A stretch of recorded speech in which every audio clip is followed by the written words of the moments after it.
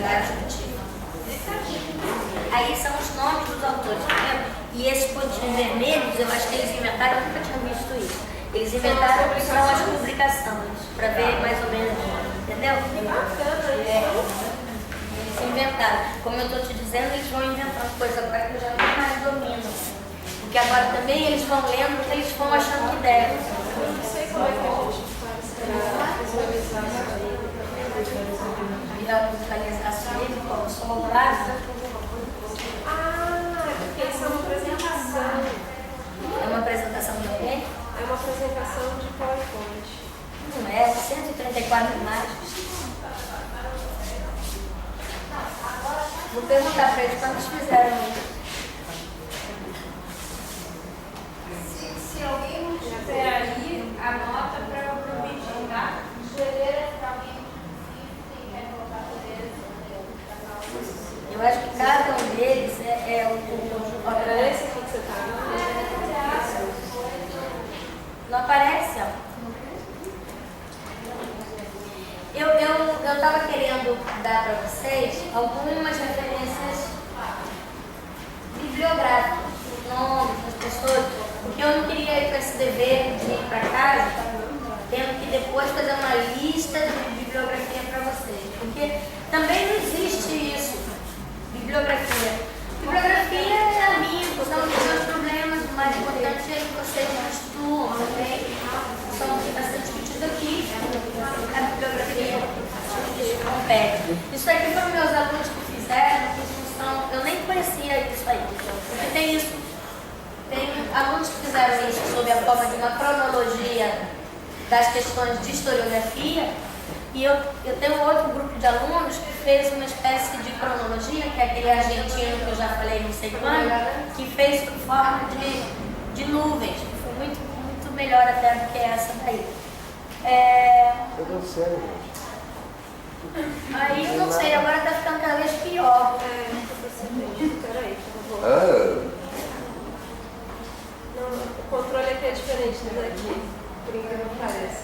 É diferente. Eu não sei o que a gente faz com eles, não. Realmente não sei.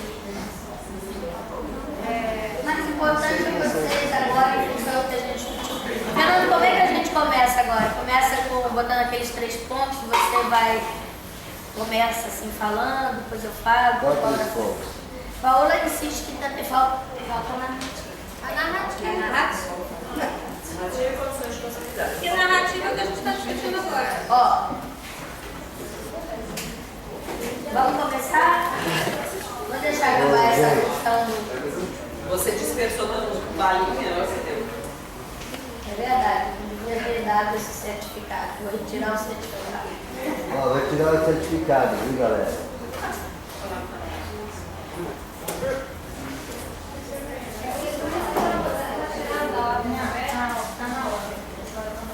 Alguns autores, vocês não podem entender, por exemplo, por que está esse Alessandro Portelli, entendeu? É porque, a partir de um certo momento, nós começamos a discutir sobre o problema da história oral. E o que era, então, essa transmissão e essa construção da memória discursiva, da memória pública e de uma história que começa a prestar atenção nos registros não escritos. Tá? E por que isso nos interessa, arquitetos e urbanistas? Porque nós estamos tendo até aqueles que estão atentos aos registros não escritos e aos registros orais, mas nós não estamos preocupados, tirando raras exceções, como a gente discutiu ontem com o próprio Chico, nós não estamos interessados também em saber como é que instituímos e interferimos na memória pública através desse discurso público que é a arquitetura e o urbanismo, e que é um discurso sem palavras, né? É um discurso que passa pela imagem e, quando ela é melhor ainda, passa pelo espaço, né? Então a gente, na nossa área, nós ainda não trouxemos todo esse debate, fica lá na antropologia, fica lá na história, fica lá na filosofia. Não é isso, não é para ratificar o campo, de certa forma, e para fechá-lo. É o contrário, é para criar as conexões que existem, né? Mas também pensar a especificidade de certas práticas. Um historiador opera com a palavra, um arquiteto não opera com a palavra, né? Mas daí dizer que o arquiteto precisa pensar e que o historiador não seja afetado pela treliça que está aí atrás dele, também não é assim, né? Então, tem umas pessoas aí que aparecem que são dessa área de história oral. Alguns autores vocês já devem ter ouvido, alguns deles leram por conta de necessidades deles, alunos, tá? Então, primeiro ali é o Norbert Elias, embaixo eu nem sei quem que é Bergson, Norbert Elias, e eles foram tentando estabelecer a data de nascimento e morte por conta disso também, por conta dessa situação de enunciação. Afinal de contas, está escrevendo por quê? Já que não é natural escrever, por que se escreve? E se escreve para quem? Porque isso que também é importante. A gente não escreve para si, né? Aristóteles falava isso. Por isso que eu gosto do Aristóteles. O Aristóteles ajudou a gente. Eu também, viu? Só para... Que bom. O Aristóteles ajudou a gente a pensar isso, né? Que quando toda essa discussão que eu falei no par da manhã sobre a gratuidade, a desnecessidade da arte, né? Ele também colocava o poeta, né? Não é aquele que escreve para si poesias que ele vai ficar imaginando à noite. Existe esse esforço esse esforço não é um esforço, essa atitude não pode ser esforço, ela tem que estar tão interiorizada, o outro tem que estar tão dentro de nós que não é nem esforço, ele né? Essa abertura de peito aberto, né? Para poder acolher a diversidade do mundo. Então, se eu escrevo em casa, e para mim, eu não estou me colocando, inclusive, eu não estou me colocando para que, inclusive, eu possa ser desconstruída, né? Para que eu seja... Então, não haveria arte aí nesse caso. Então, por que eu estou falando isso? A situação de enunciação. Então, essa questão da data é apenas para a gente pensar quem são aqueles autores, em que lugar eles estão escrevendo, quais são as questões que eles estão buscando ali, até para verificar, como o Thiago perguntava, o que é transversal e pode atingir uma certa, digamos, entre aspas, universalidade, isto é, a fronteira se dilui, e até aquela narrativa, naquele discurso, por conta de questões específicas naquele lugar específico, né? Então, a primeira, por isso que aparece a data. A data é um instrumento, para usar aquela palavra que eu não gosto muito, é um indício, né? Ela é um indicador. Então, ele começa com Bergson, Elias, depois o Argan.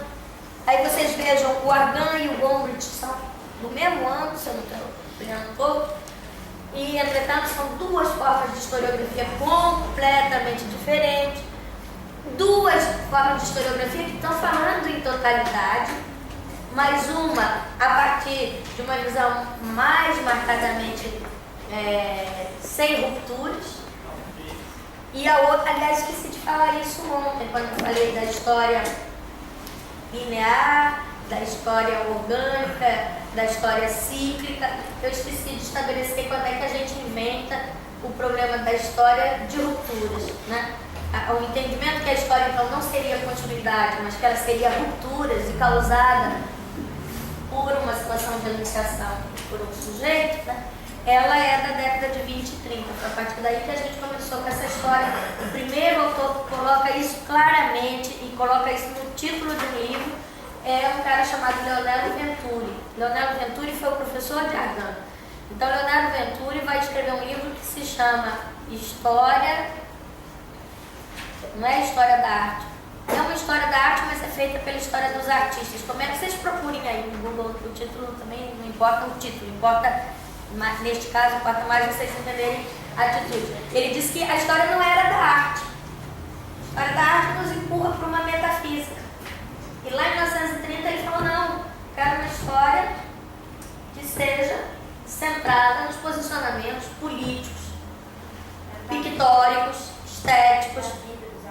da vida, mais específico, tem um lado biográfico aí, mas do artista, né? Como é que o artista está definindo no campo o que é arte? E como é que está sendo a luta para definir o que é arte em 1930 por fulano Beltrano. Então ele foi o primeiro.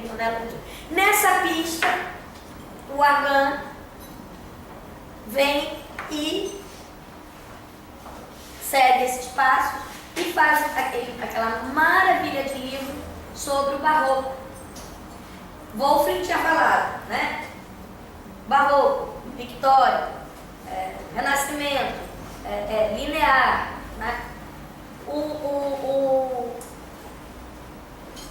O Argan escreve aquele livro chamado Europa das Capitais, que é um livro sobre o barroco, e o que ele mostra? Que justamente o barroco era essa dotação de sentidos, e que para uns artistas o barroco era a maximização das formas. Bernini faz o capitel, né, aquela, oh meu Deus, como é que chama aquilo lá, na Salgueiro, o baldaquino, e aumenta, expande a forma.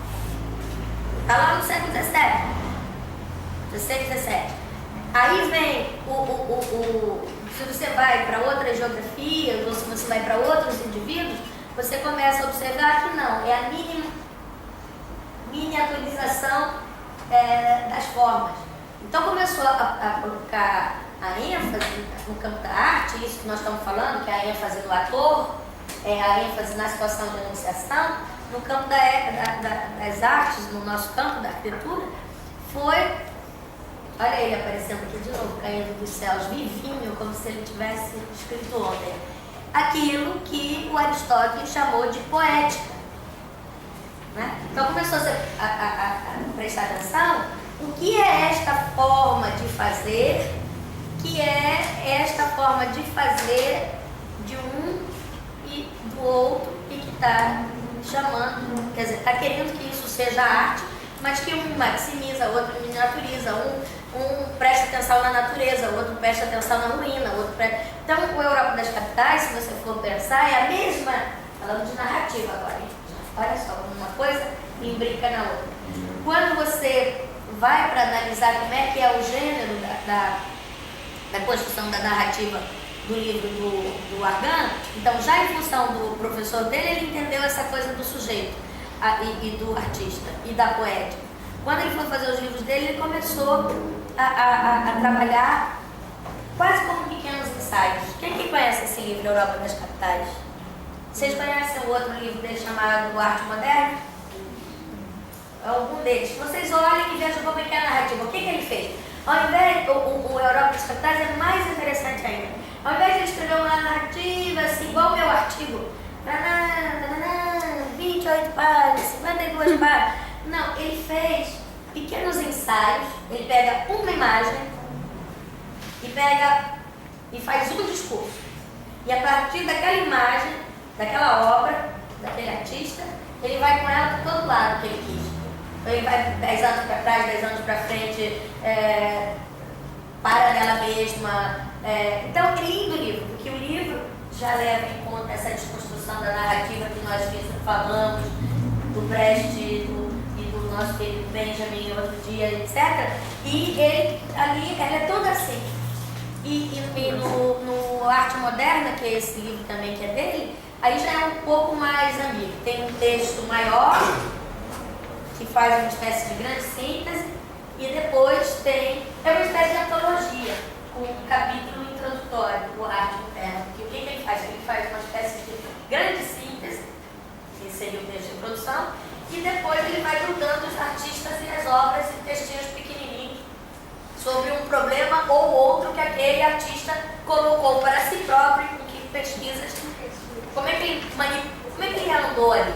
Então permite que a gente se reconheça, né? Quer dizer, ao mesmo tempo ele estabelece o que é o campo, que tem essa leitura longa, mas ao mesmo tempo ele estabelece a singularidade dentro do campo quando ele dedica pequenos ensaios para cada um desses artistas.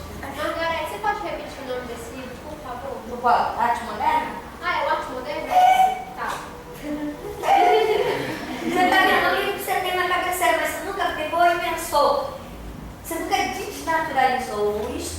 pessoa o problema do que é narrar. E não é você, pouquíssimos na vida, ó, só essa gente aqui é uma pequena família mínima de uma forma de visão de mundo que foi perdedora. Porque a visão hegemônica continuou falando em estilo, continuou falando em grandes continuidades, né? O esforço do Argan é mostrar que tem uma parte de continuidade, tem uma parte de ruptura, essa ruptura não é plena, essa ruptura esse artista está fazendo aqui, mas ali ele não está fazendo. Então, mas ele não discutiu. Sabe? Agora que eu acho que a gente tem condições de possibilidade, e vocês até condições de possibilidade de compreender o que eu estou falando, que agora a gente já é amigo, vocês já estão entendendo um pouco o jeito que eu estou falando, então agora já existe uma possibilidade. O que nós fizemos esse tempo todo? Fizemos um esforço de ajustar os nossos discursos, as nossas visões de mundo, para que a gente pudesse trabalhar juntos, né? O Argan em si é muito lindo, né? Nas universidades ele é muito lindo. Eu queria saber se também não tem uma coisa assim, do arte moderno especificamente, ser muito ligado à época que ele tinha uma ligação com o seu partido comunista, mas com o socialismo. Não sei se é por isso que é muito lido, muito discutido. Veja bem, olha que coisa curiosa, né? Você falou uma coisa. Argan foi lido em São Paulo, onde você leu Argan, Aninha? Eu li aqui na Faculdade de Belas Artes, que eu fazia uma matéria de História da Arte. Na História da Arte, né? Na Faculdade de Arquitetura Deus? Eu acho que não é na História da Arquitetura. História da cidade. Não, nós lemos Argan depois que Argan passou a ser traduzido no Brasil, porque nós lá no PUC do Rio de Janeiro, nós estávamos traduzindo pela primeira vez o livro de Argan lá na revista Gávea. Vocês devem ter lido Argan em 1990, mas ninguém leu Argan em 1970. A gente podia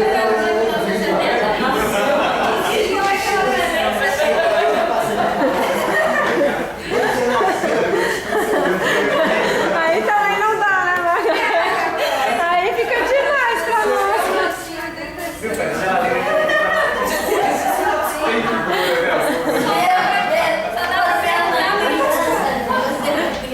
Tá vendo como que dá? Eu já não sei que tempo que eu sou, eu fiquei lá uma neurose. Não, eu tô querendo dizer por que eu tô falando isso? Porque eu tenho a impressão que mesmo o Fabinho falou que eu lá na USP. Não, mas era a história da arte, a história da cidade. A história da arte, da cidade. A gente lê muito Argan já. Você leu o exemplar de história da arte? Aqui, quando você falou assim, o discurso de Argan, ele está perdendo, ele não é muito lido. Foi uma contradição para mim, porque a gente aqui só lê Argan. Na história da arte, Porque virou moda. Porque virou moda. Porque virou moda e paramos também ali no Argan. Então a gente tem que ter uma estratégia, nem que vinha aparecer aqui, mas esses meus alunos não tinham lido Argan no Rio de Janeiro, porque aí lá no Rio de Janeiro paramos de ler. Na Faculdade de Arquitetura não li Argan. Eu li. Quem deu? Jorge? Estava na PUC. Não foi Olhinho? Não foi, mas não foi Olhinho. Eu chamo ali de raciocínio para explicar. A história da cidade. Não, Benévolo continua lendo até hoje, mas Benévolo não é Argan. Não, que é o livro que eu fiz com a Clara era Benévolo e esse do Argan, História da Arte. Como História da Cidade. É, porque esse depois de... Bom, depois de ficou moda. Depois de treinamento. Por que ficou moda? Porque ficou moda porque as pessoas querem dogma. Entendeu? Então, por exemplo, Argan tem que ser usado por nós para estudar. Por exemplo, Argan está interessado, é fascinante quando você começa a estudar Argan, você começa a ver a dificuldade dele, ele que está querendo ligar a noção de estilo, e ele está tentando definir o que é o neoclassicismo.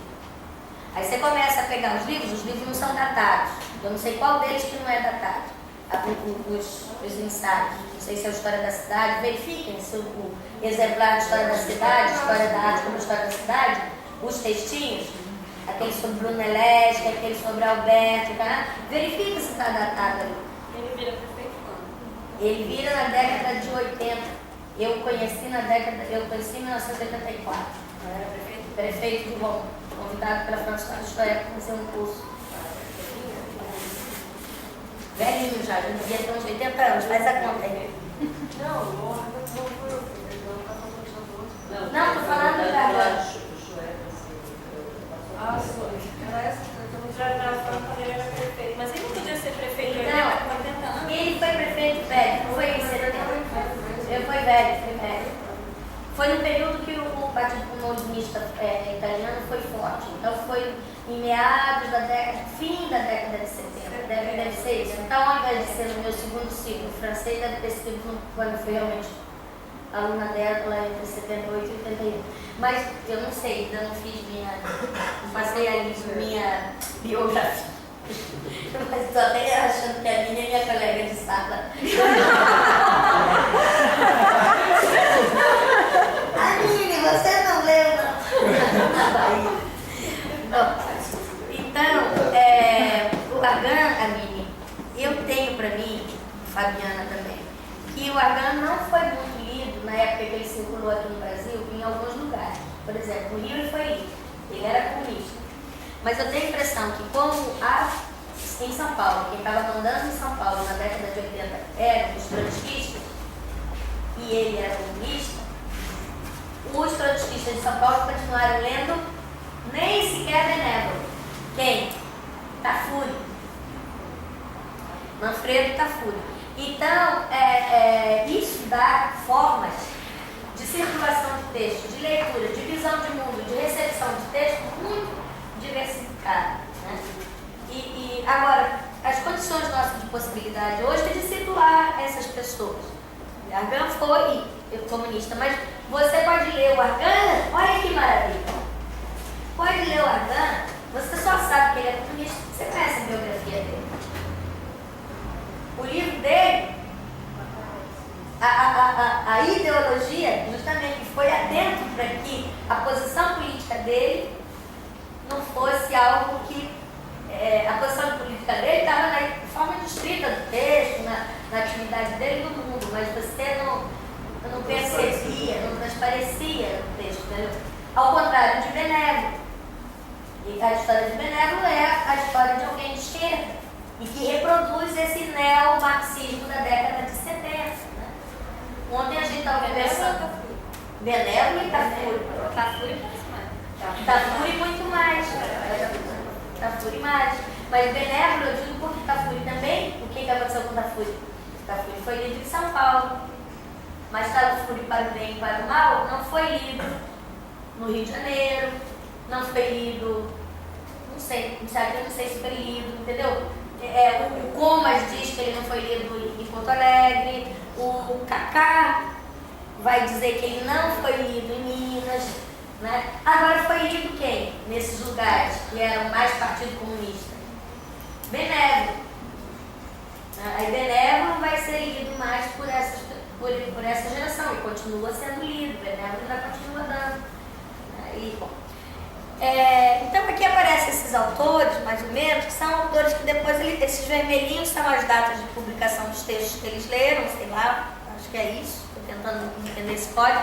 E dentro desse arquivo Google Docs, que eu acho que eu vou mandar para a Paola, e aí ela faz o que ela bem entender com vocês. A gente já baixou, já. Não, mas tem mais coisa. Eu não sei, pois é, Vera, você tem que ficar olhando aí o que tem. Tá vendo? Ali, aqui já aparece, cadê o meu jurista? O meu jurista não veio mais. François Doss, por exemplo. Vocês já leram François Doss? Um texto ou outro, assim. Porque o Doss é aquele que está brigando.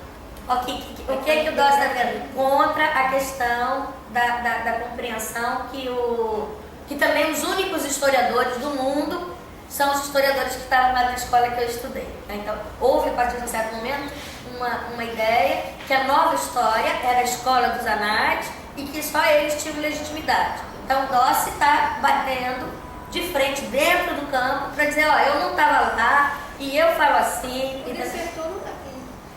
Não sei porque que o dissertor não está aí, mas ele já está brigando muito. Eu não sei quem fez isso, eu não sei nem por que a Mary está aí, mas tudo bem, deve ser que eles acham. Por que a gente está vendo isso? É porque nós estamos porque aí está aproveitando para discutir com vocês alguns autores que podem servir de pretexto para vocês estudarem. Por exemplo, tem um que eu adoro, eu aprendi muito com ele, que é esse historiador aqui, que eu não sei se vocês três já leram, esse que chama Reinhard Husserl. Sim. E alemão, né? Eu já... alemão. Escrito conceito. E ele é uma pessoa que inventou, olha o nome feio, eu que não falo alemão, vocês me desculpem, eu continuo falando alemão mesmo, não falando alemão.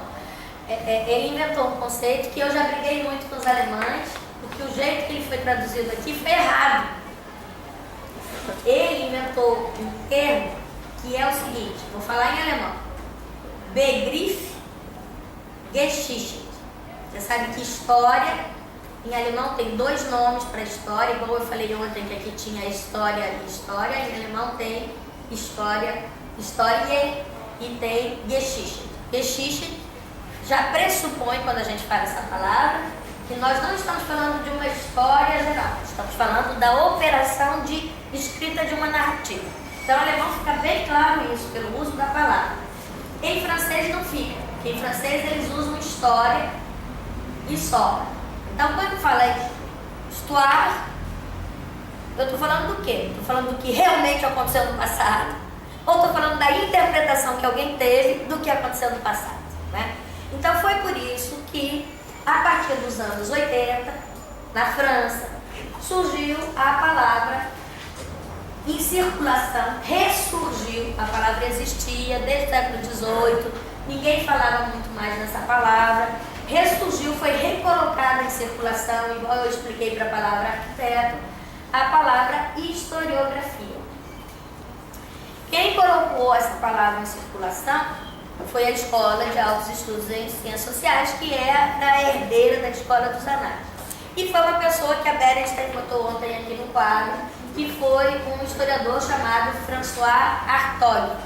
François Hartog foi um dos primeiros historiadores a ficar fixado só na análise das estruturas narrativas. Como é que é construída essas narrativas históricas? E aí ele chamou isso de historiografia. Num primeiro momento, lá em 1980, a palavra historiografia significava o ramo da história que estuda a história da história. Como é que a disciplina, como é que é a história da disciplina da história. Isso é historiografia. E foi a partir daí que essa palavra começou a circular. Aqui no Brasil ela é utilizada em todos os seminários, em todos os livros. Agora eu pergunto, quem está fazendo isso, está usando isso, está pensando no que está fazendo? O que está parecendo de um Lenin aí? Mas você ia falar que o Koselleck que inventou alguma coisa aí. O Koselleck que inventou o Begriff Geschichte. O Begriff Geschichte é que ele começou a fazer um esforço. Olha como as coisas hoje em dia nos parecem naturais, mas elas são construções, e algumas delas recentíssimas, né? Uhum. O Koselleck inventou essa história de história dos conceitos. Sim. Aí ele começou a falar assim, quando eu falo marxismo, eu estou em 100 anos depois de Marx, todos que falaram marxismo estão entendendo a mesma coisa. Na verdade, o Koselleck começou a pesquisar os grandes conceitos sobre as narrativas da história nacional. Então ele começou a pensar nacionalismo. Tem uma lista desses conceitos, né? Mas o que foi importante no trabalho dele? E que eu comecei a tentar fazer sem saber que estava fazendo isso. E também porque talvez eu tivesse igual vocês, ouvindo as coisas acontecerem e eu intuindo que eu tinha que ir para alguma direção e não sabia o quê. Eu comecei estudando, por exemplo, a noção de história. Eu fiquei zangada de falarem que o Brasil era um país sem história. Porque era assim que falava. O Brasil é um país que não tem história. O Brasil é um país que odeia a história.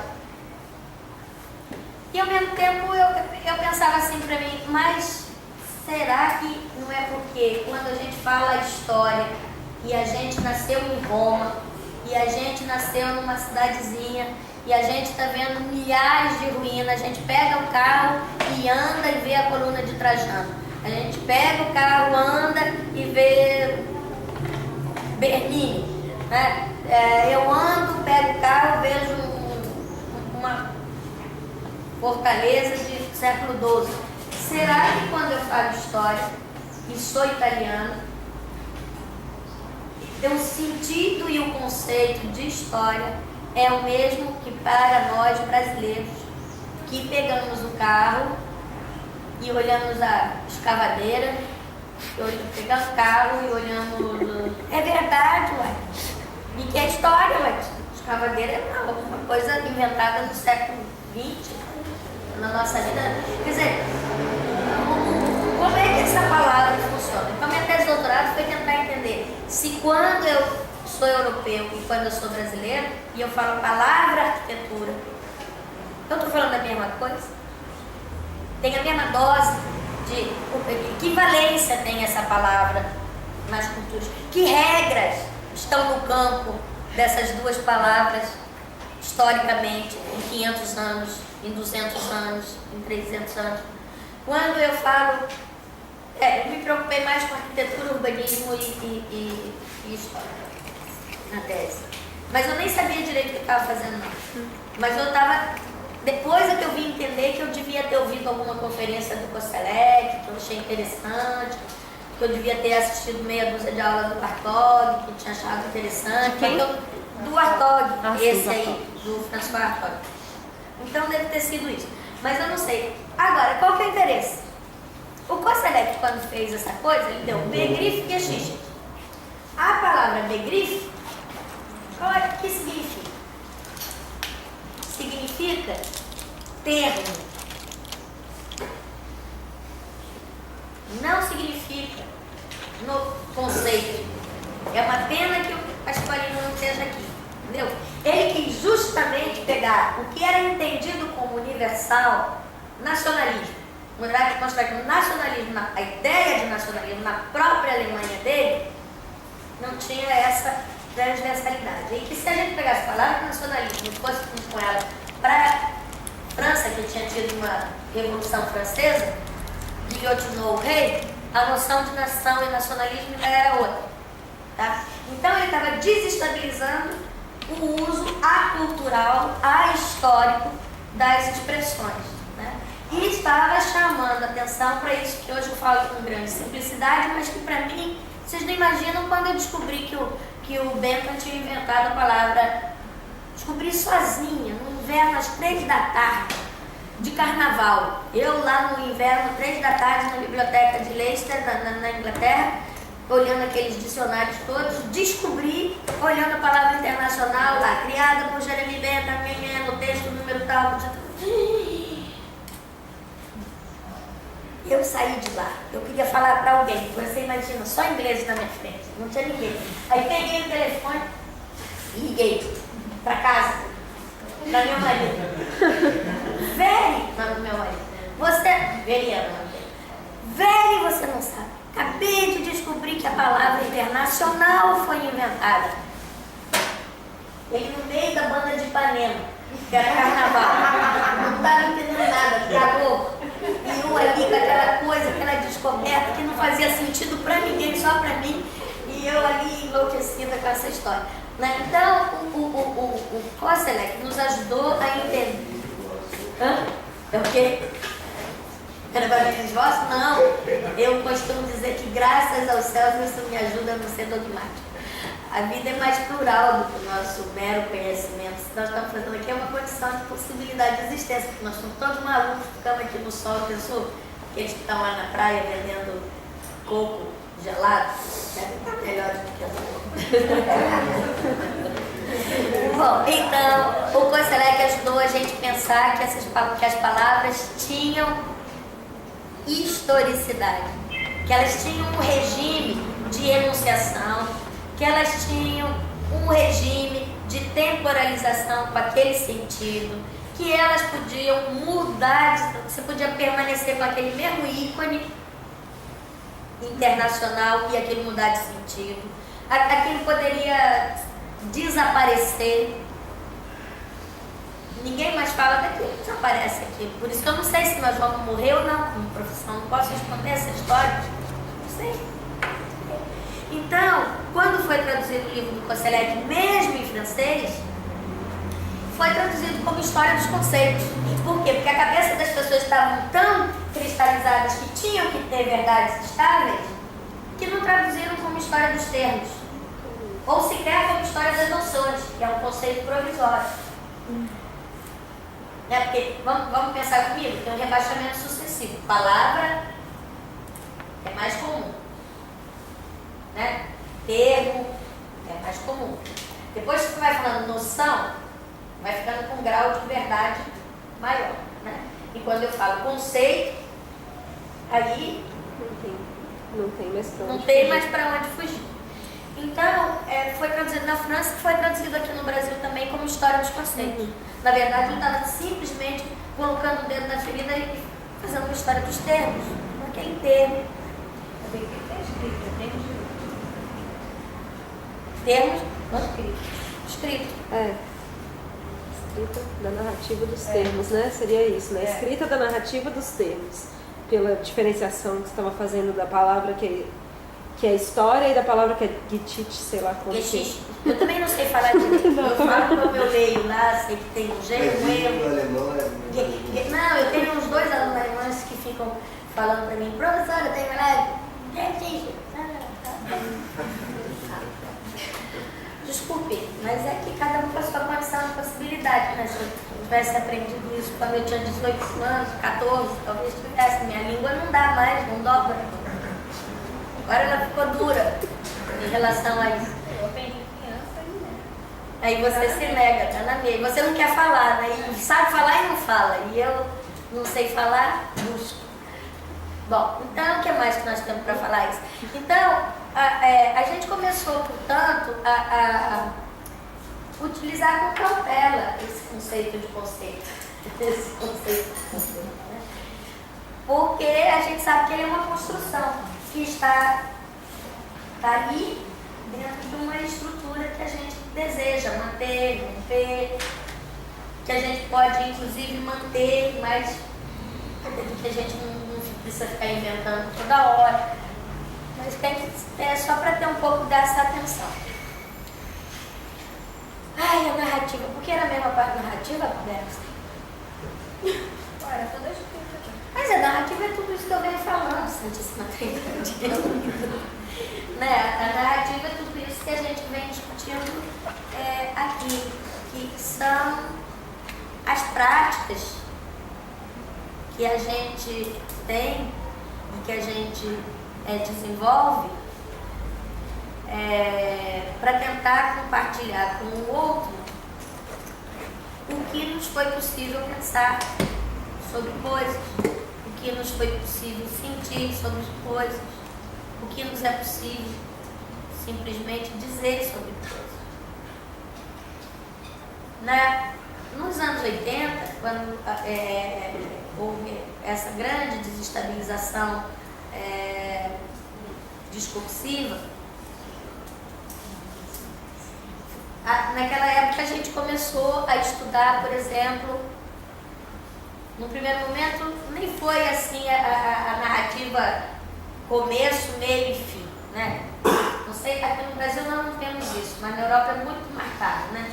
Uma tese, ela pressupõe uma introdução. Obrigada. Depois você tem que fazer a contra-argumentação, né? Então, hipótese, antítese e tese. Né? Então você primeiro fala, depois você contra-argumenta, depois conclui. Né? Então tem toda não pode ser diferente, não podia ser diferente. Além do mais, as coisas tinham que ter o quê? Princípio, meio e fim. Então a questão do princípio das coisas, né? Dos meios das coisas, dos fins das coisas. Né? Então, no primeiro momento, no miolo lá das décadas de 80, a gente estava tentando, nessa escola de altos estudos, de historiadores, a estudar coisas simples. Por exemplo, a gente fazia análise de discurso discurso, que foi uma coisa que a linguística trouxe pra gente. Então a gente prestava atenção assim, agora o Google faz isso, é aquelas nuvens de palavras, né? Então a gente pensava assim, pegava um texto e ia ver o que a gente chamava de topói, né? O que é topói? São as recorrências, os lugares.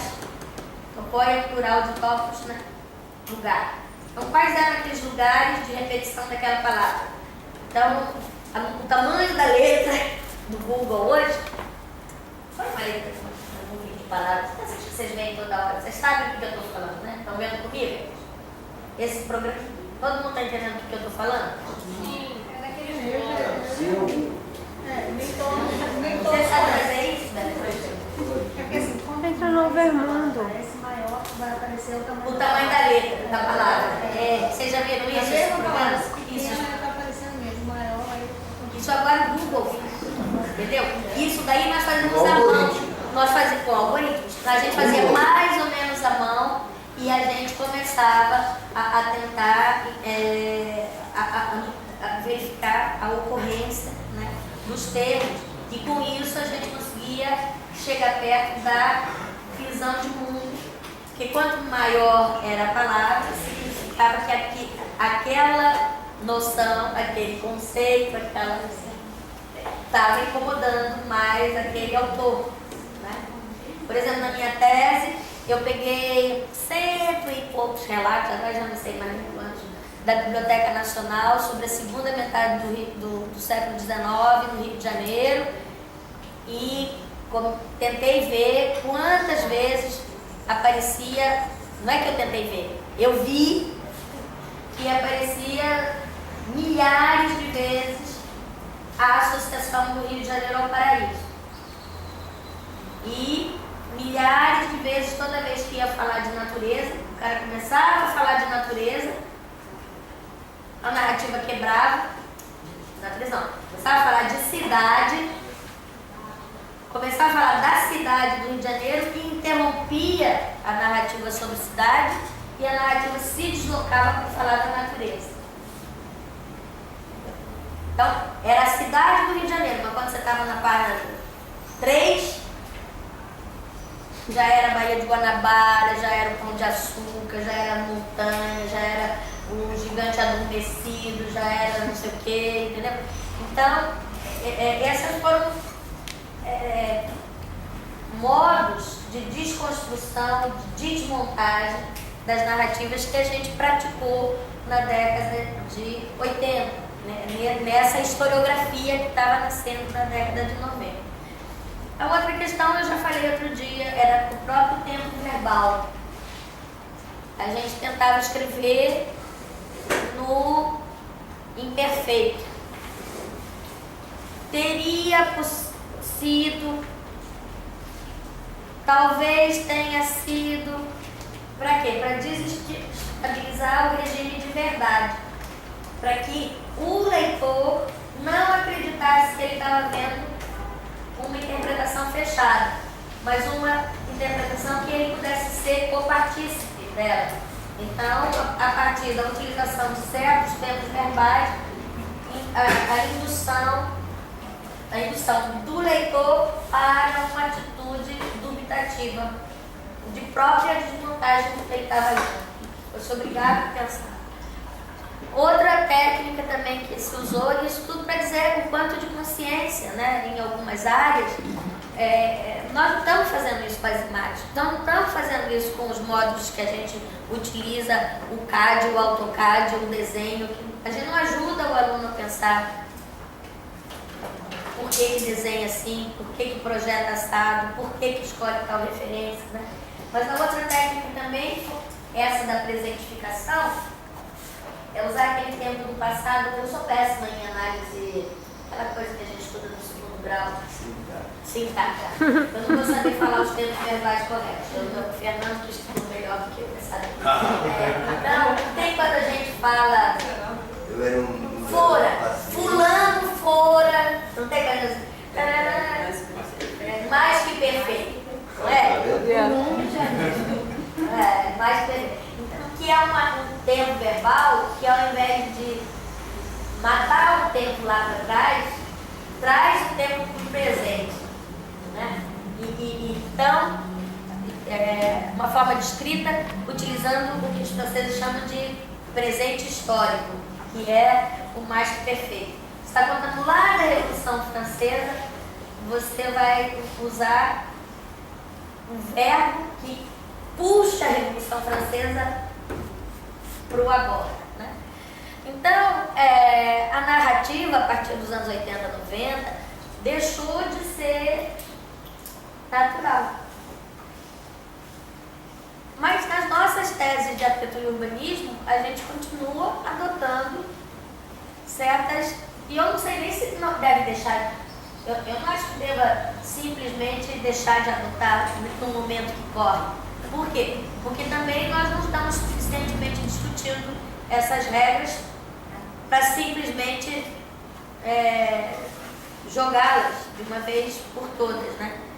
Acho que é preciso pensar, mas de qualquer maneira nossas teses continuam lineares, né? Às vezes a gente escreve sem estar pensando muito bem que forma é essa que a gente está falando. O capítulo 1 tem que encaixar no capítulo 2, o capítulo 2 tem que encaixar no capítulo 3, o capítulo 3 no 4, depois tudo tem que levar Eu digo isso porque muitas vezes eu pego alunos, não sei se, acho que isso deve acontecer com vocês que já são orientadores, meus colegas, Fernando, Paola, Fabi, não sei mais quem tem de professor aqui. Você às vezes pega alunos que já têm a conclusão. Eles quando chegam para orientar com a gente, muitas vezes eles já sabem lá o que eles querem chegar. E aí eu falo, olha, seria fácil, né? É só eu vir desembobinando, né? E aí eu chego o que você quer. Mas você não está aqui para terminar com isso que você já sabe. Se você está aqui há 4 anos, você tem que rapidamente tentar iniciar o que você já sabe. E aí começar nesse embate de ver exatamente o que você quer falar. Porque as teses da década de 80, e ainda são muitas, assim, e que é facílimo fazer uma tese, quem estiver demorando muito fazer uma tese, eu vou abrir minha barraquinha, vocês veem aqui, eu explico rapidinho, né? Termina a tese. Aí fica livre da tese, mas aí eu obrigada a ficar 10 anos estudando comigo para poder. Né?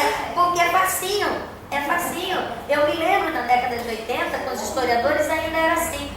O que acontece? Foi o que eu briguei com aquela menina que eu não quis mais pra dentro. Né? Você senta na sua cadeira, né?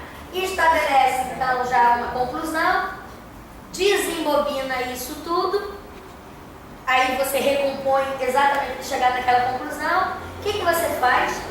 Você apaga todos os autores que estão falando coisas que não te interessam, você só lê no livro a página 32 e a 44, que aquela frase, o cara vai dizer o que você quer, não é? E pronto, aí é facinho. Eu ensino rapidinho, agora com o Google, em 4 minutos já a tese é essa, então vamos lá. Você sai em 2 minutos. Agora, complexificar, problematizar, colocar, remontar, desmontar, ajudar a pensar e mostrar o pensamento ali flutuando é mais complicado do que me parece. Então, o Marc Bloch, que não está aí nessa lista, não sei porquê, e o Luciano Pfeffer, só vou terminar isso. Não sei porquê também. Eu também não sei, mas isso aí não é meu, isso aí são os alunos.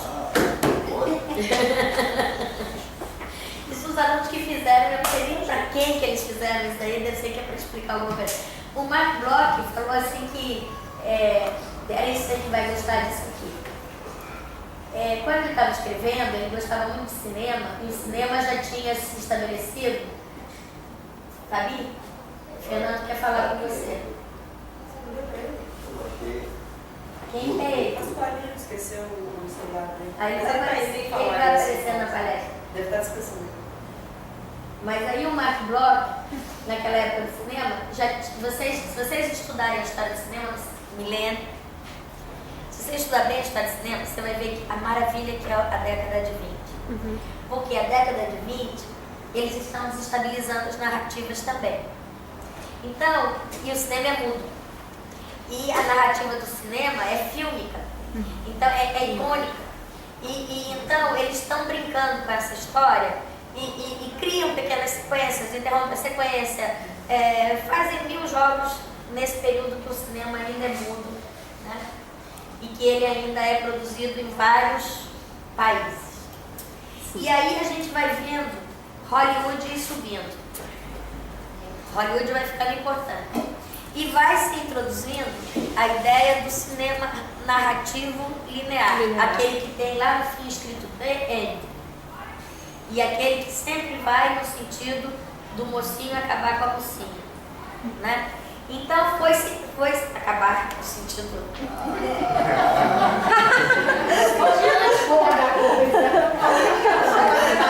Ô, Fernanda, desconstruindo. Intervenção cômica, só pra... Então o Mark Bloch se interessou muito em criticar essa noção de história que ele já via ele via na época dele, que ele dizia assim, é como se esses historiadores que praticam esse tipo de história, é como se eles estivessem vendo um filme, né? Bom, o filme rolou, é do tempo que passa, né? E o historiador, assim, ele faz o quê? Ele vai andando para trás, né? Então é a mesma história linear, só que agora eu pego igual um filme e eu não estou percebendo o quê? A montagem. Eu silencio a alteração de corte, recorte, remontagem. Né? Isso aí. Mais fantástico, não está aparecendo as reflexões do historiador sobre as falsas histórias de guerra. Ele estuda todo o que era falso da guerra. Só que não acha. Não está aparecendo, não. Então, a narrativa, então, eu não tenho resposta. Não sei. Eu escrevo texto por começo, meio e fim. Nesse período aparece um tipo de narrativa que é um ensaio, como eu já falei outro dia, não sei aonde. Né? Então, a possibilidade de você fazer uma narrativa que ela se mostra de saída como uma narrativa que não é neutra e uma narrativa que é uma hipótese de leitura sobre um tema, né? O problema do ensaio, o tamanho do texto, são questões que apareceram na década de 30 que vão ser todas rediscutidas agora nos anos 80, 90, 2000, né? De acordo com os temas que interessarem vocês, tem uma série de autores que vão trabalhando esse problema das construções da narrativa. O que não é possível, e aí, de novo ele, meu amado, puxa, hoje eu estou mesmo apaixonada por ele, o Foucault mostrando também as condições de possibilidade, né? Mostrar o que é possível discutir, o que é possível desmontar, o que é possível pensar sobre essa produção naquele período. Eu agora, por exemplo, estou interessada nas narrativas iconográficas. Agora não, já há muito tempo, mas agora eu estou mais ainda, porque agora eu resolvi brigar com o Benévolo. Não é com o Benévolo, é Benévolo, é Landas. Eu acho que Landas vocês nem leem, que é um cara em português que andou circulando por aí. A lê também? Lê. Então pronto. Numa época que a gente...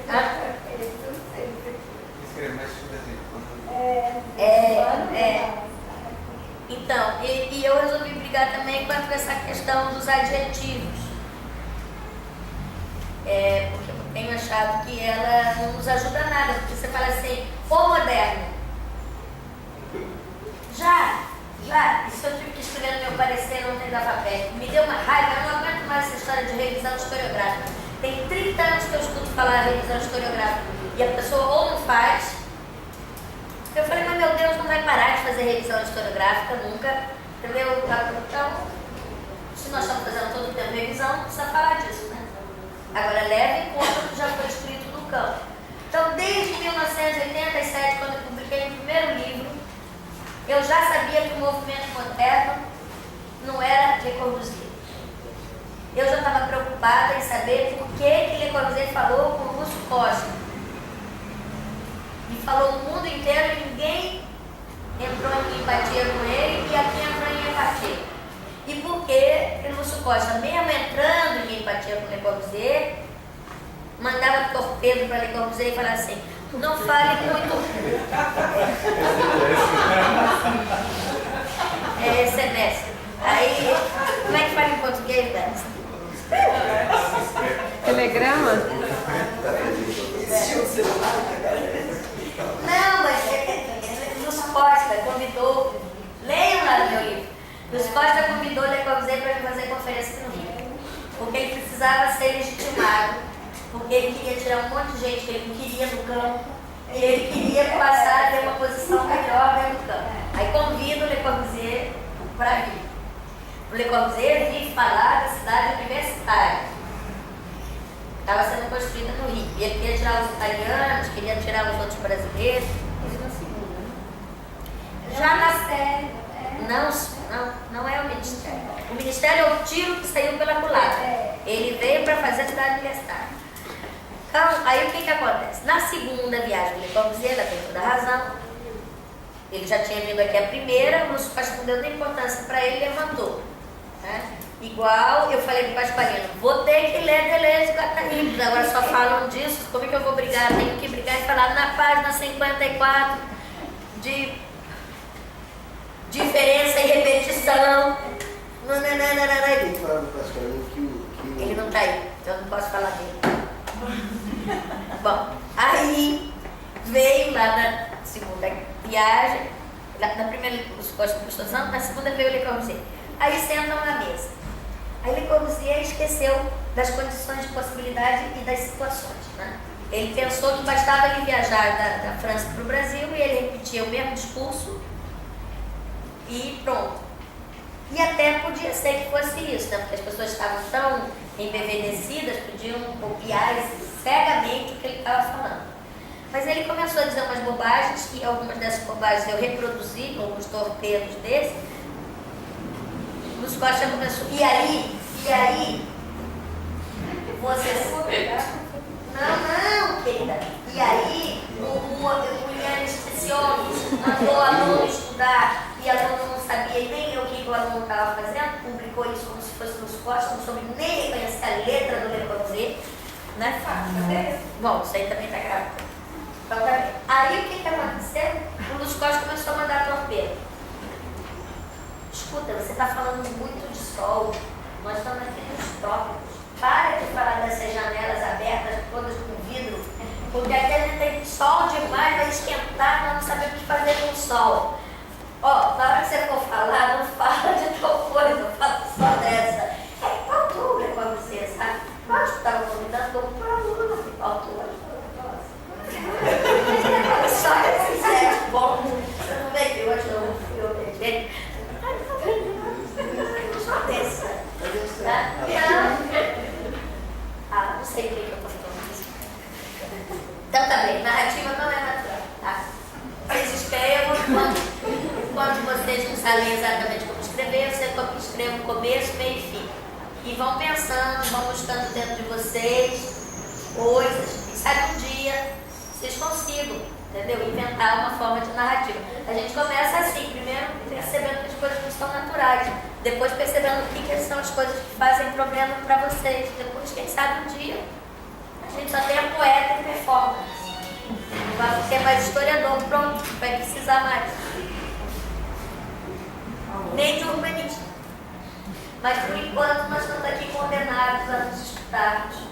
Muito obrigada de vocês já terem me ouvido até aqui. Agora não falo mais nada. Eu só aceito provocações. Podem perguntar. Juliana, eu falei um pouco de narrativa. Não precisa falar isso na tese, sabe? Mas pensa. Você não vai dar conta, sabe por quê? A visão de mundo, às vezes, não coincide com a prática. Pensa nisso, não precisa ficar nervosa, tá? Você fala assim, minha condição de possibilidade hoje é terminar essa peça. E eu vou terminar rápido e vou ver se me aprovo. E vou dar o melhor do que eu tenho. Mas não é definitiva. Isso não me chama pra Tem um menino aqui maluco que quer que eu leia o texto dele. Eu não sei o que vai dar. Aí, não, pode ser que nesse dia eu esteja boazinha, né? Tem dia que eu amanheço boa. Tem dia que eu amanheço uma peste. Então, você não sei. Eu sou imprevisível. O quê? Ele falou que resta eu para proteger. Olha só. Que nada, nós dois vamos fazer. Nós vamos fazer liga para você ser mais inteligente do que nós. Porque se um professor é igual a um aluno, significa que o professor não valeu de nada. O aluno tem que ser melhor do que o professor. Porque o aluno tem que entender quais são as lutas do professor e tem que atualizar com as lutas que serão dele. Então, se o aluno está repetindo o que o professor está falando, está tudo perdido. Então você tem aqui, ó, Fernando, eu ali vou encher sua paciência, porque as suas condições de possibilidade não foram as nossas. Melhor Margarete. Eu estou brincando, eu cansei. Agora, gente, realmente, vocês me desculpem, Paula me abusou muito de mim. Ela queria que fosse uma semana, tá? Tem que uma semana, pelo menos, a gente vai à praia, não é? Toma uma caipirinha, vai ver a artista performa. Eu fico esgotada. É difícil manter a atenção desse monte de energia Mas aqui. tem um monte de perguntas. Só com um cafezinho. Vai lá, Milena, desculpa. Se eu conseguir responder, Milena. Você começou o dia hoje falando dessa dimensão da história de ser uma forma de construir o comum. E aí você estava falando da narrativa agora, e eu estou aqui com um problema, tentando entender como que a narrativa, se a narrativa tem uma função, tem uma agência com a rememoração, e como que ela, né? Enfim, estou tentando fazer essa ligação entre a rememoração, a narrativa, a construção do comum, como é que... A narrativa, a arte, a escola, elas são reguladores, são instâncias reguladoras da nossa vida comum, cada um no seu modo. Então a narrativa, quando a gente desconstrói uma narrativa, e quando a gente tenta remontar outra narrativa, é porque aquela narrativa já chegou ao limite das suas condições de possibilidade, né? E elas não estão conseguindo mais construir um comum. Então nós temos que buscar qual é a forma de desestabilizar o comum para recolocar o comum na pauta, né? Então isso é o que me parece, Milena. Eu não sei, pode ser que Fernando Paula tenha outras ideias, tá? Então, o que é construção do comum. A construção do comum é isso que nós estamos fazendo aqui. Eles inventaram essa palavra assim, chique, que é uma coisa muito simples, Fernando, é o que nós estamos fazendo aqui, tá? Mas aí vem o Rancière, que também nunca leu lá. Simplesmente. Fala do Rancière. Fala do Depois a gente Rancière. vai pegando. Senão é uma... me perdi já. Na verdade, a resposta é uma tentativa de compartilhar. Essa tentativa de compartilhar, a Margarete estava tentando dizer que por que ela queria uma semana? Porque demora. Ela demorou ontem uma tarde inteira para começar a estabilizar algum vocabulário para que hoje de manhã pudesse entender o que ela falou e o que ela estava propondo. Então, isso, na verdade, a narrativa, o que ela faz? Ela tenta fazer isso, é compartilhar algo que seja da história, da experiência. Então, é essa tentativa de compartilhamento, o que também inclui tudo isso que está aí, inclusive essas condições de possibilidade da recepção. Porque se não tem condição de possibilidade para receber um tipo de narrativa, também não adianta nada. Aí não entra, não tem possibilidade de um comum emergir, quer dizer, não há possibilidade de uma comunicação acontecer. Óbvio, cada um está falando uma língua e a gente não tem os mesmos códigos linguísticos, a gente nem gestuais, nem culturais, vai ser muito mais difícil a compreensão. Em vez de uma manhã, você vai precisar de um mês com a pessoa para poder começar a se comunicar e compartilhar algum tipo. Então a narrativa ela entra nessa, tá? E entra na desnaturalização das coisas. Quer dizer, o problema também é você verificar o que aquilo já nos tornou apáticos. Você vê que aqui, se eu fosse uma contorcionista, se eu fosse uma acrobata, do ponto de vista metafórico, você imagina quantas piruetas, quantas vezes eu já dobrei, desdobrei aqui, já falei com a Eliane Alto, já falei com o Paulo Escolino. Para quê? Para movimentar isso aqui, para tirarmos da recepção apática, para poder entrar apática, fora do pátio, empática, no mesmo pátio, para transformar em simpática, na mesma direção, e não antipática. E mais do que isso, eu vou falar agora em alemão, ó. Porque todas essas palavras foram inventadas no século XIX, num momento de reconstrução do comum, como agora. Porque o que acontece? Tem várias coisas que a gente vai naturalizando, achando que é normal. É normal falar, é normal não sei o quê, é normal escrever assim, é normal estudar esse tema, aquele outro tema. Então a gente vai... O que vai acontecendo? Aquilo ali vai perdendo força, vai perdendo potência, tá? Então a gente vai tendo que puxar para os lados que aquilo volte a ter potência na construção do coletivo. Lá no século XIX, meados do século XIX, quando tem vários momentos históricos, nós estamos fazendo isso desde Platão e Aristóteles. E alguns se suicidam, porque, lógico, é dificílimo isso, né? É difícil. Na sala de aula você deve viver isso, é dificílimo. Manter a atenção de um aluno, falar uma coisa que ele sinta que é viva, transformar todo um discurso sobre o crescimento, sei lá, demográfico, urbanístico de uma cidade, manter o aluno atento. É que na verdade isso acontece quando acaba, né, o curso. Por quê? Você consegue ter essa empatia e ter esse diálogo. Demora, essa equalização normalmente demora, pelo menos pra mim, demora quase um ano. Por isso que eu fiquei com aquela história do TFG, eu só oriento quem já foi meu aluno. Por quê? Porque demora esse tempo, aí até, por isso que eu chamei a Ariadne para orientar, porque era aluno dela. É muito difícil você conseguir esse diálogo mínimo. Não é simples. Então, a minha narrativa está englobando isso tudo aí, ó. Tudo. Todos esses pontos estão ali. Eles estão trabalhando. Essa é uma outra coisa que é lindo quando você estuda a história dos termos. Quando um termo novo entra, ele desestabiliza todos os termos. E para que o sentido se restabeleça, você vai ter que mexer numa família de senso, por exemplo. De sentido. Entendeu? Porque a palavra também não existe sozinha. No discurso isso acontece, é muito bonito. Agora, esqueci da sua pergunta, foi muito boa, mas rememoração. É porque às vezes a gente complica as coisas, né? Arte também tem uma função rememorativa.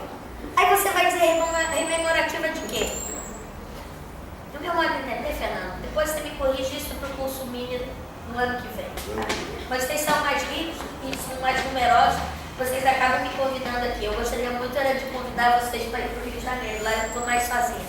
Mas, veja, o nosso velho Kant, você se conhece e eu mais Kant do que eu só consegui compreender que ele não era filósofo. E que ele é muito... Nas horas vagas ele escreveu a crítica da razão. Exatamente. E descobriu e passou da geografia física para a geografia cultural depois de quase 40 anos. Naturalizando. Aliás, a crítica da razão pura ele já tinha 57. Não, mas esse aí ele vai escrever lá no fim da vida. Mas deixa eu contar aqui uma coisa para você, Fernando. O que eu acho, Fernando, é o negócio da arte, né? Kant mostrou isso pra gente, né? O que é a arte? A arte rememora. Nós falamos que a história, essas instâncias rememora essa construção comum, esse compartilhamento, que é possível pensar, etc. Mas a arte, ela tem absolutas, né? Na linguagem do Kant, é um tipo de rememoração da ordem do absoluto, da ordem do sublime, da ordem da única coisa que é absolutamente universalizável, que é o quê? É a nossa fragilidade e a morte. Entendeu? A morte. É a morte. A arte está ali para lembrar que aquela inteligência toda, lembrar, que a gente pode pensar. 2, que a gente pode sentir, porque a gente vai ficando apático e vai achando que não pode pensar, e pior ainda, vai achando que não pode sentir, né? Então, ali é para você pensar, sentir e dizer o tamanho, sentir com o outro, o tamanho da expansão do outro e o tamanho do limite do outro e seu. É uma maravilha isso. Uma maravilha. Passa embaixo lá do pilotis do Mano Rio. É impossível você não entender isso. É quando o rio pega aquele comprimento enorme, ali deve ter mais de, nem sei quantos metros tem ali, Beres, tem uns 70 metros, 70 metros. E você vai lá e está assim, ó, o prédio está assim achatado. Você acha que ele botou o prédio daquele tamanhão a 2 e pouco para você sentir o quê, né? Aí você vai sentindo o quê? Olha a inteligência do cara, ele expandiu a estrutura ao máximo que ele conseguia com a tecnologia dele para você sentir isso. Você está se sentindo ali quase esmagado. Aí você olha para frente, está tudo abrindo, que é o horizonte.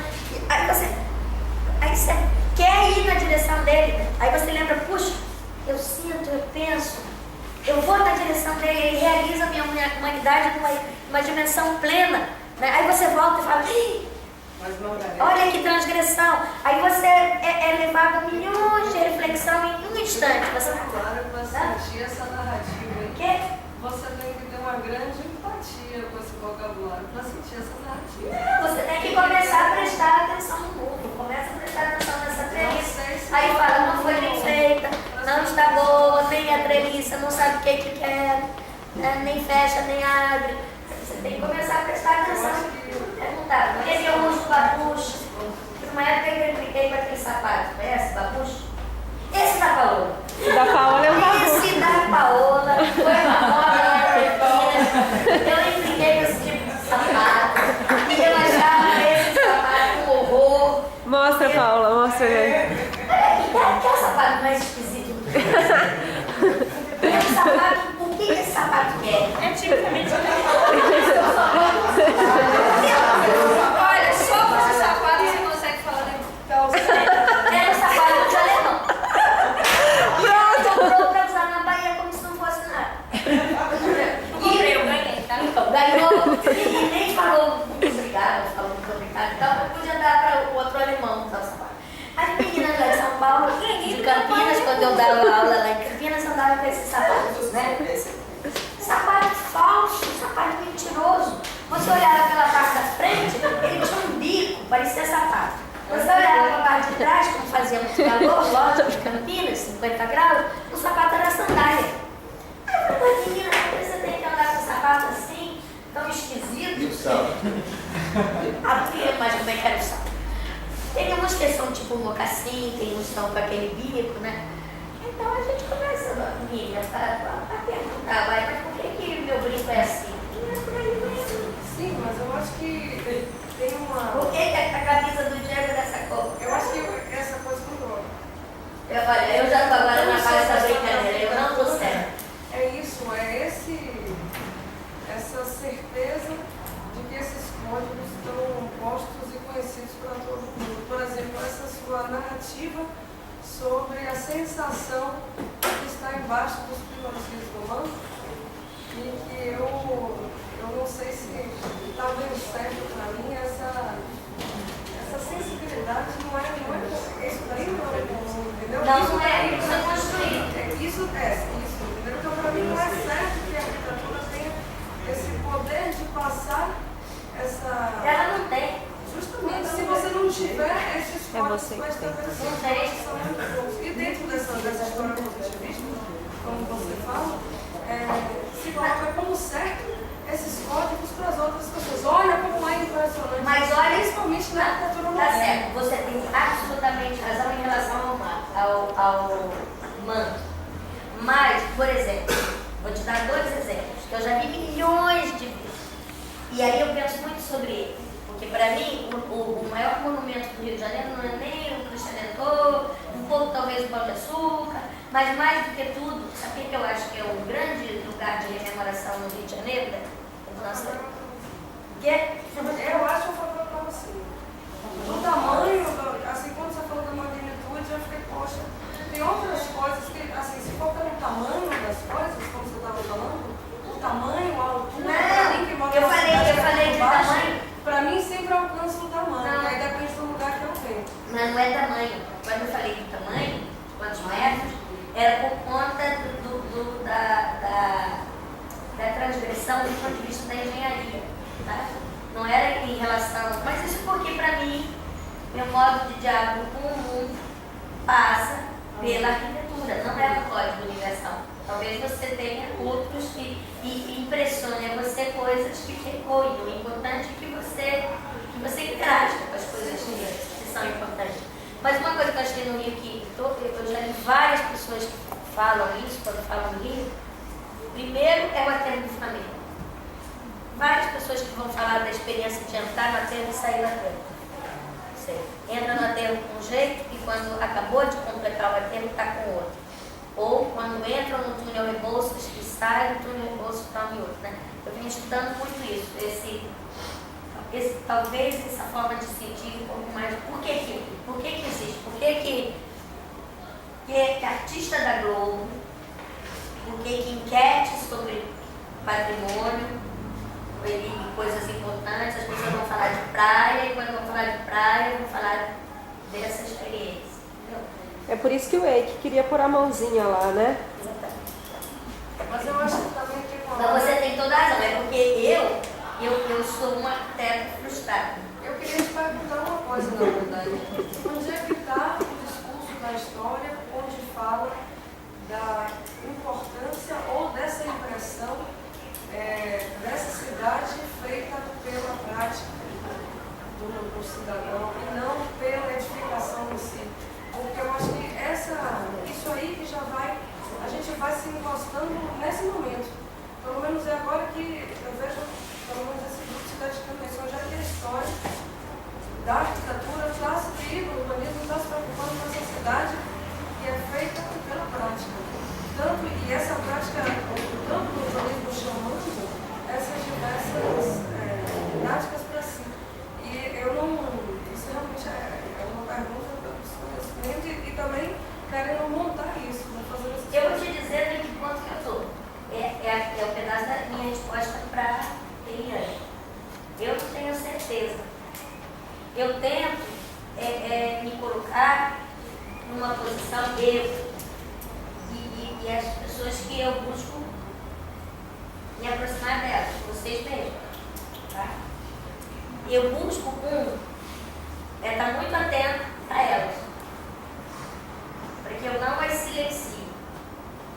Mas eu estou muito atento também para que eu não as romantize. Porque uma das coisas que acontece é que a gente também pensa que é igual o que não é igual e o que é diferente. Entendeu? Eu encontro grandeza e encontro cidade em Copacabana do mesmo jeito que em certas áreas da Rocinha. E eu acho que o erro, por exemplo, nosso, nas áreas de ciências humanas, ciências sociais, arquitetura e urbanismo, é de insistir com um vocabulário que singulariza e exclui, quando o próprio vocabulário deveria, por exemplo, nós temos falado favela. De tanto falar favela, ou de tanto falar periferia, quando é que nós vamos tirar a periferia do Estatuto de Periferia ou a favela do Estatuto da Favela, entendeu? Quando é que nós vamos considerar que a Rocinha ou Copacabana, elas são simplesmente cidades onde tem de tudo, e tem coisas que eu tenho que lembrar e coisas que eu quero subverter, entendeu? Então, isso é a minha resposta. Eu não tenho... Pior é quando fica falando cidade informal. Cidade sem forma. Informal é quase que sem forma. E aí pega tudo. É engraçado, porque vocês adoram o uniforme no E está diretamente Vocês relacionado quem, com o normal. Carapaz? Não, você gosta. Eu não, eu gosto, eu não tenho indivíduo, eu sou outro, você é um, você é outro. Ele daqui gosta todo mundo, tá, mas o representante, cadê ele? Já Até eu gosto. Então tá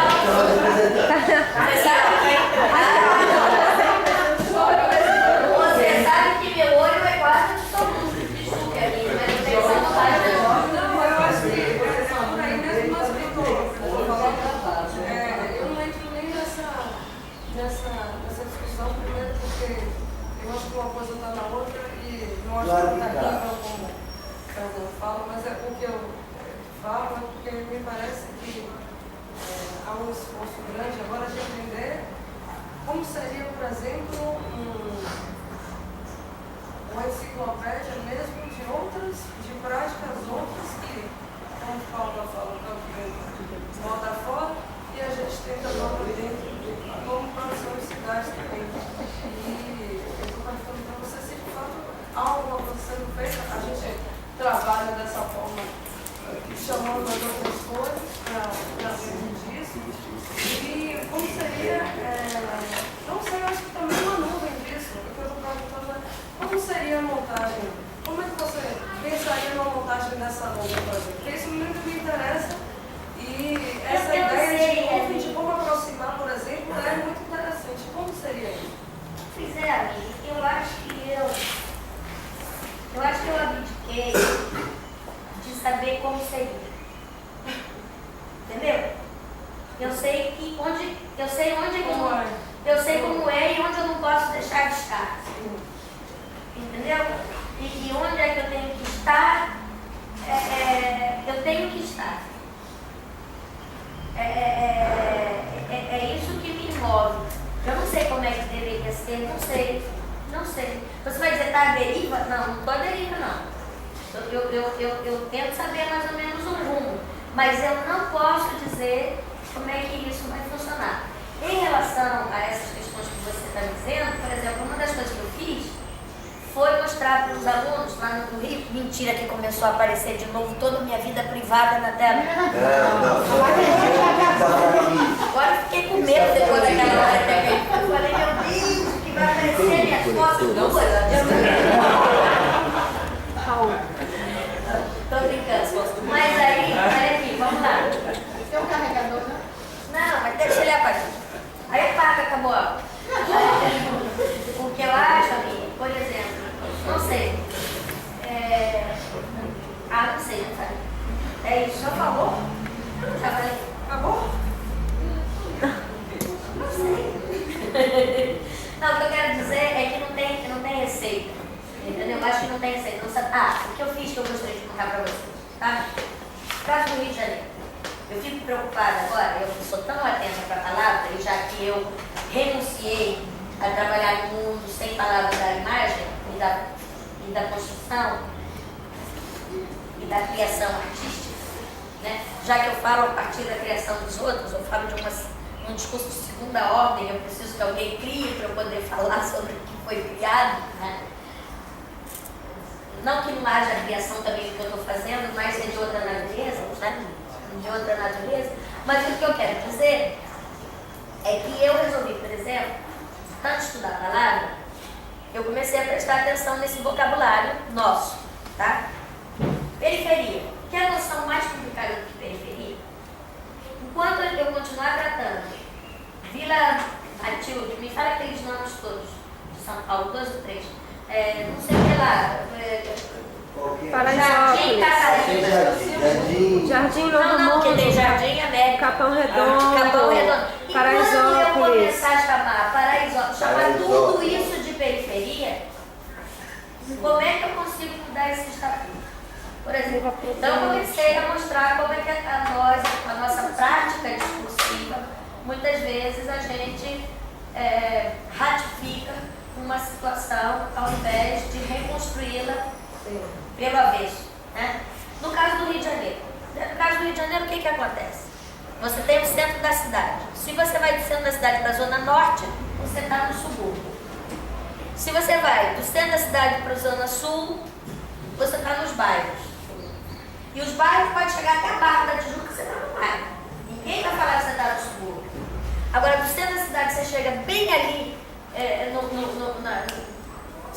solo, você já está no subúrbio, tá? Aí eu fui dar aula para não sei quantos guris lá, tudo pobre, tudo preto, tudo família. O pior é que nós temos que fazer uma revolução da linguagem. Tem que começar a pensar que Copacabana é subúrbio, favela, quer dizer, favela, no caso, temos que discutir a palavra favela, o uso da palavra favela, temos que discutir o uso que nós estamos fazendo agora no Rio de Janeiro da palavra comunidade, o que significa também se fechar dentro de um gueto à parte, que é a palavra comunidade, que estratégias vocês estão usando. Nós temos que pensar que não pode usar essas palavras, inclusive para se autodeclarar, e achar que elas não são nada. O que nós estamos fazendo agora que a gente, para ficar bonito, não estamos falando mais favela, estamos falando comunidade. Estamos de novo criando um pequeno gueto. Não é a cidade. Então, como é que... Esses vocabulários, Fernando, nós estávamos falando da Schoeg, da noção desse discurso com competência, né? Esse vocabulário, na segunda metade do século XIX, os marxistas, o pensamento de esquerda, não queria sequer usar a palavra subúrbio e sequer usar a palavra centro, que nós hoje usamos como se fôssemos marxistas, né? Centro histórico. Não queriam. Por quê? Porque eles estavam tão atentos a essas questões de ideologia e de vocabulário que você estabelecer a noção de centro e falar que uma área da cidade é centro, você vai estabelecer uma área que não é centro e que ela é periférica. E essa periferia, o máximo que eu posso fazer com ela é o quê? Que ela seja melhor do que o centro ou pior do que o centro. De qualquer forma, eu estou nomeando a divisão social, política da cidade pela palavra que eu uso. E Delfonso Cerda, por que você acha que ele inventou aquela palavra que chama ensante? Quando você estuda Barcelona, está lá escrito plano do ensante de Barcelona. Não está escrito que é plano do subúrbio de Barcelona, plano de extensão de Barcelona. E até hoje eles chamam aquela área de ensante. Por quê? Porque ele é de esquerda. Ele não queria chamar aquele plano do subúrbio de Barcelona. Botou extensão, ele achou que pelo menos aquilo era mais neutro. Hoje em dia a gente usa centro, centro histórico, periferia, favela, comunidade. Isso não faz nada. Eu não sei para onde vai dar a minha, tá? Eu só sei o que foi possível pensar. Eu penso que pelo menos, enquanto alguém não me fale que eu não devo falar disso, eu acho que pelo menos eu devo chamar a atenção de que falar desse jeito não é normal. É histórico, é construído, pressupôs lutas, pressupôs vencidos e vencedores e pressupõe o reposicionamento nosso numa coisa que chama campo, que é um lugar de luta, mas não de luta de gueto. Não é luta, não estou aqui interessada em fazer discurso para urbanista, estou interessada em fazer discurso para gente que vive na mesma cidade que eu, que vive no mesmo país que eu, que vive no mesmo planeta que eu, que vai construir esse planeta para os meus netos, que vai, sei lá o quê, que vai me amparar quando eu não tiver mais casa, comida. Mas é verdade, menina. É verdade, você está achando que eu estou fazendo um discurso que é dramático? Não, eu estou falando de coisas que são reais, concretas, contingentes. A academia, eu acho engraçado, lá na faculdade, você vai para a banca.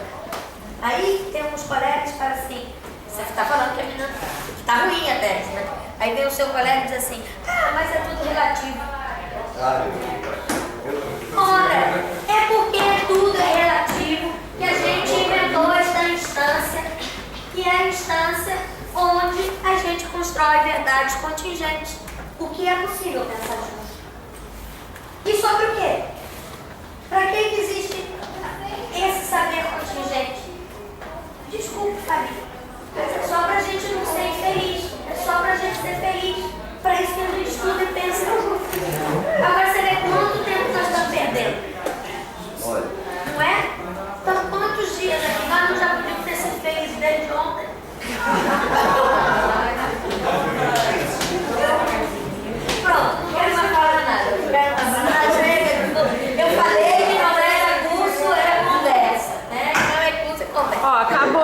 cartão, hein? Pronto, o resto das perguntas você Pode por outro.